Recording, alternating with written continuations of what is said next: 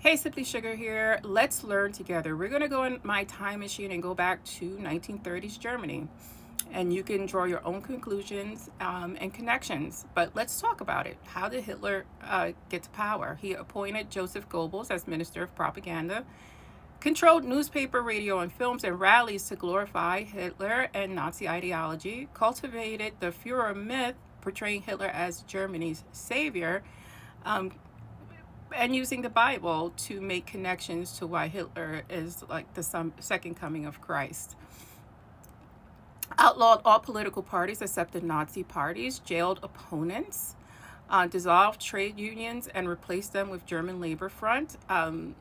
Something called Night of the Long Knives happened in 1934, where he purged opposition leaders and political opponents, consolidating loyalty into the Nazi party and army. Opponents were jailed, executed, and sent to concentration camps. Built the SS under Heinrich Hitler as an elite loyal force. I mean, a lot of this sounds familiar. The SS grew into a state within a state, controlling police, security, and concentration camps. Citizens were required to salute as a daily demonstration of loyalty. Hitler Youth and League of Girls indoctrinated children into obedience and Nazi ideology. The Enabling Act of 1933 allowed Hitler to pass laws without approval.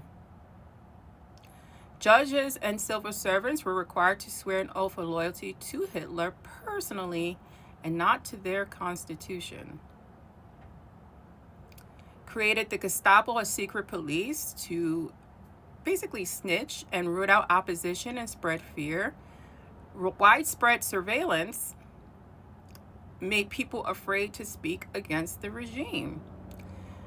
After Hindenburg's death of 1934, Hitler combined chancellor and president roles into the Fuhrer.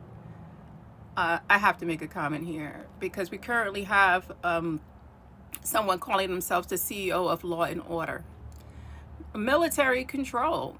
After Hindenburg's death, Hitler combined the chancellor and president roles, created the secret police, abolished strikes and independent unions and protests, established Nazi-run organizations to control industry and labor.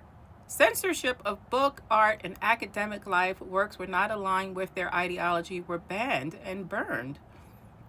Education curriculum has been rewritten to stress Nazi radical theories and obediences. In my opinion, a lot of this sounds familiar and modern. Let me know your thoughts. I'm Simply Sugar. This has been a learning lesson.